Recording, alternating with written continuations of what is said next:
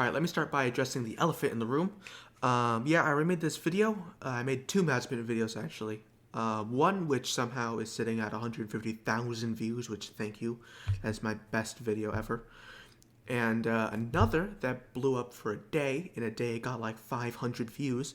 But then got taken down by FOM, Formula 1 Management. And then, along with that, it got a copyright strike from Formula 1. So I'm taking a little bit of a risk making this video. This is kind of like a remake. It's an updated version it's the same video basically from before, but with some minor tweaks and more updated information.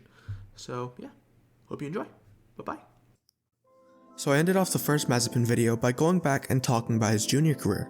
If you haven't watched the first video, A, please do watch it, or actually, you know what, don't watch it. I do so much stuttering, and I never knew how to voice edit, so yeah, just actually don't watch that one. And B, I'll give you a short summary. Nikita Mazepin was born in Moscow, Russia, to billionaire Russian chemical tycoon and a man worth $1.3 billion Dmitry Mazepin, who, if you don't know, is the CEO and founder of Uralchem, a producer of chemical products, and Uralkali, a producer of mineral fertilizer, whatever that is. At the time Mazepin was in F1, they were the title sponsor of Haas and actually a few Red Bull juniors. Both companies are now worth over $1 billion, but enough about Russian Lucius Malfoy. Let's talk about Nikita. He karted in and around Europe in 2011, but never really achieved much until 2004, where he finished second with Tony Kart, partnering his now former teammate at Haas, Mick Schumacher.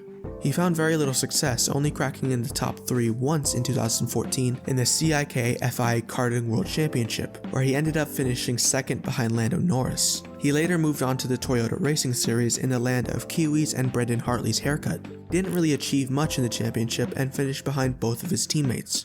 Coming out of a disappointing year, he decided to move up into a harder, more competitive championship, Formula Renault NEC, because logic doesn't seem to be a thing with this guy. And for some reason, he also entered into the Formula Renault 2.5 championship at the exact same time, and predictably, he did horribly, and once again finished behind all of his teammates. Once again, after having a year almost as bad as Sochi's track layout,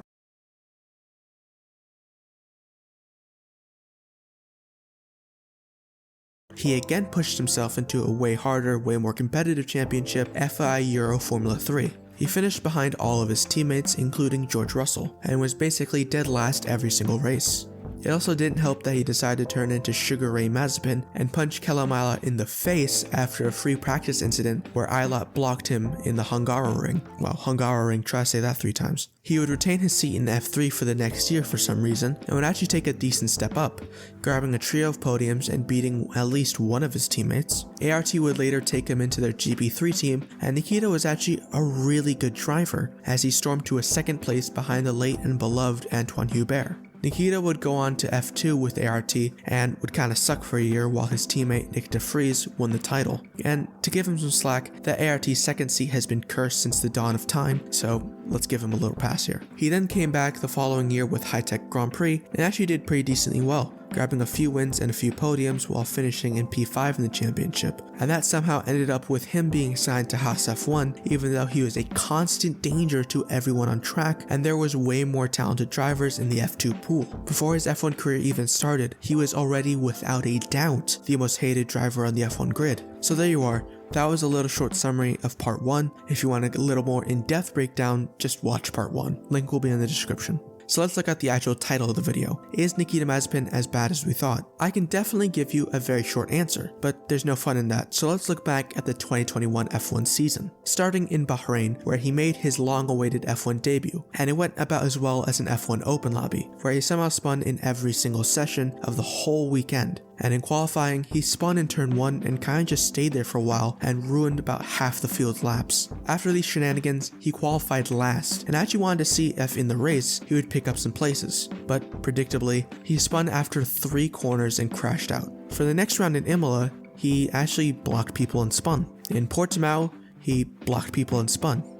But in Spain, however, he actually blocked people and spun. But Monaco was actually a genuinely good growing experience for Nikita, because it was the first weekend where he didn't actually spin or block anyone. He also ended up beating Schumacher for the first time. Let's just ignore the fact that Mick had engine problems and still only finished a few seconds behind Mazepin. But again, to everyone's surprise, he did not crash. But you know you're kinda bad when the entire F1 community applauds you for simply not crashing. For the rest of the season though, he did stay out of people's way for the most part, laying low and somehow being beaten by Robert Kubica in the Alfa Romeo. He finished basically every single race behind Schumacher and for the most part kept his nose clean. He finished dead last in the championship with no points, with the best finish of 14th in Baku. For 2022, Nikita was set to race again for Haas.